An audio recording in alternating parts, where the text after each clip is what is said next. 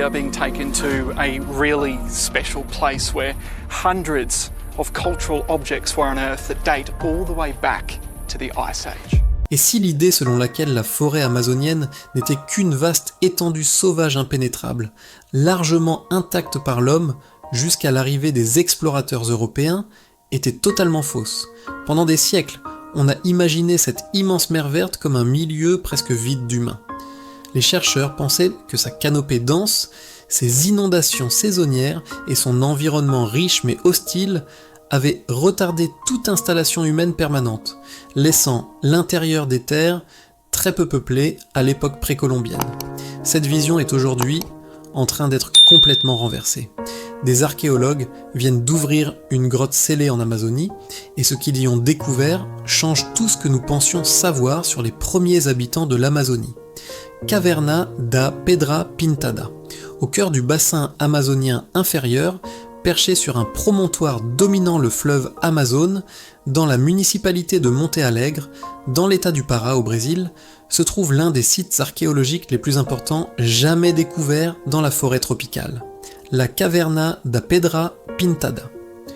Au début des années 1990, l'archéologue américaine Anna Curtenius Roosevelt et son équipe ont commencé les fouilles sur ce site, révélant des preuves qui ont profondément transformé notre compréhension de la vie humaine ancienne en Amazonie. Au centre de cette révélation se trouve la chronologie. Les dépôts stratifiés des niveaux les plus bas de la grotte ont livré des foyers riches en charbon de bois, des fruits et du bois carbonisé, ainsi que des outils en pierre, tous datés de manière fiable grâce à une série de 56 analyses radiocarbone sur des restes végétaux et 13 datations par luminescence sur les sédiments et les objets lithiques. Cela place la première occupation humaine autour de 200 ans avant le présent, avec une utilisation continue jusqu'à environ 10 000 ans avant le présent, et peut-être des occupations intermittentes plus longues encore. Cela signifie que des gens vivaient ou utilisaient cet abri en pleine forêt tropicale pendant le Pléistocène tardif, à une époque où de nombreux chercheurs pensaient qu'un environnement de forêt dense était improbable pour une installation paléo-indienne. Ce que les fouilles ont révélé est tout simplement remarquable. Plus de 30 000 artefacts lithiques ont été récupérés, dont des pointes de lance triangulaires bifaciales, des racloirs, des éclats et d'autres outils en pierre taillés dans du quartz et de la calcédoine. Ces outils témoignent d'un haut niveau de compétences techniques, taille soigneuse, retouches précises et une compréhension sophistiquée de l'utilisation des matières premières. Les pointes bifaciales et les autres outils ne sont pas des copies des kits de chasse au grand gibier bien connus d'Amérique du Nord. Ils représentent au contraire une culture matérielle distincte, adaptée à une forêt tropicale humide et à un environnement fluvial. Mais les outils et les pierres ne racontent qu'une partie de l'histoire. Dans les niveaux les plus bas, les archéologues ont aussi trouvé des restes carbonisés de plantes forestières, dont des fruits et du bois d'arbres natifs de la forêt tropicale, ainsi que des restes fauniques qui témoignent d'une économie de subsistance à large spectre. Os, coquilles, dents, vertèbres, fragments de carapace et autres vestiges appartenaient à une grande variété d'animaux.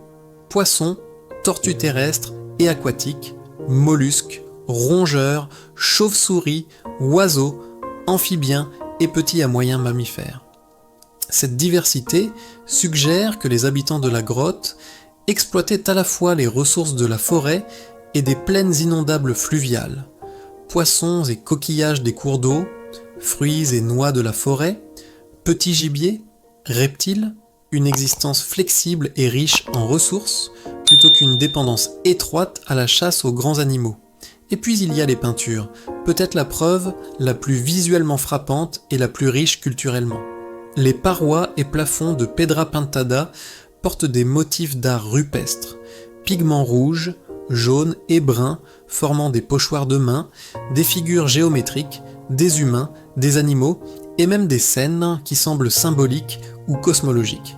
Parmi les images figure une représentation stylisée de naissance humaine, des animaux, des formes abstraites et même un possible symbolisme céleste. De manière cruciale, des blocs de pigments bruts et des gouttes de peinture retrouvées dans les couches stratifiées paléo-indiennes correspondent chimiquement aux pigments des peintures murales, ce qui signifie que ces peintures remontent au moins à la même période, il y a 11 200 ans. Prises ensemble, ces découvertes renversent les hypothèses antérieures. Pendant des décennies, beaucoup d'archéologues pensaient que la forêt tropicale amazonienne, dure et dense, aurait dissuadé les premières populations humaines et que les premiers colons sud-américains avaient dû passer par les hauts plateaux andins ou les plaines ouvertes avant de pénétrer dans la forêt de basse altitude. Les preuves de Pedra Pintada montrent qu'une culture paléo-indienne distincte prospérait au cœur du bassin amazonien, presque en même temps, mais indépendamment que les premiers peuples des plaines nord-américaines.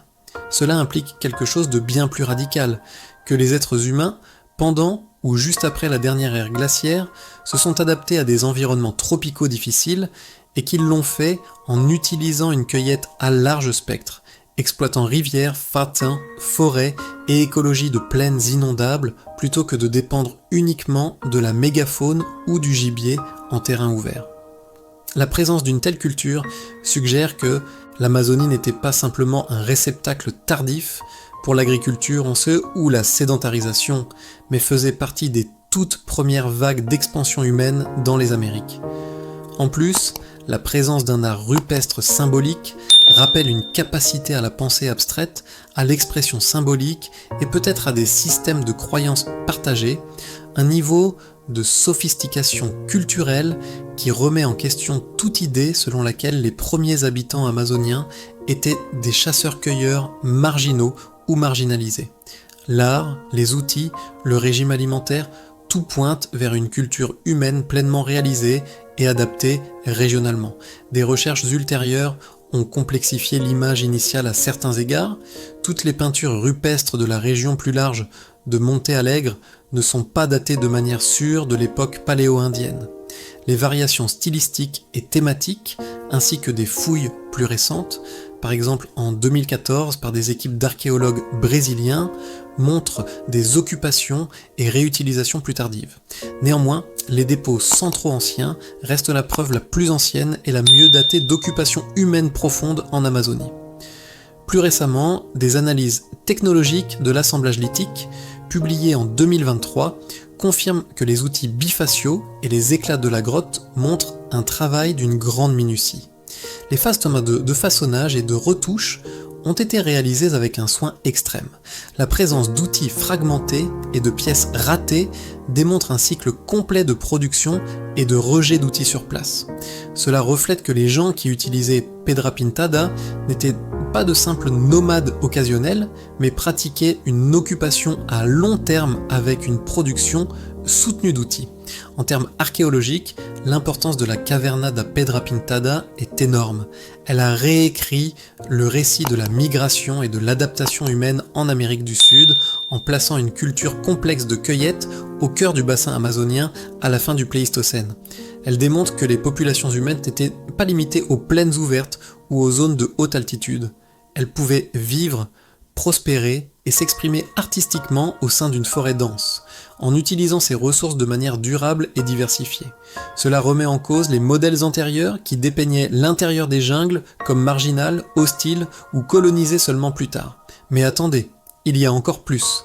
Serranía de la Lindosa, au plus profond de l'Amazonie colombienne, dans le département de Guaviare, entre les rivières Guaviare et Inirida, se trouve une formation géologique remarquable, connue sous le nom de Serranía de la Lindosa, s'étendant sur environ 12 000 hectares, et composée d'un labyrinthe d'escarpements, d'affleurements rocheux, de patchs de savane naturelle, de ruisseaux et de forêts.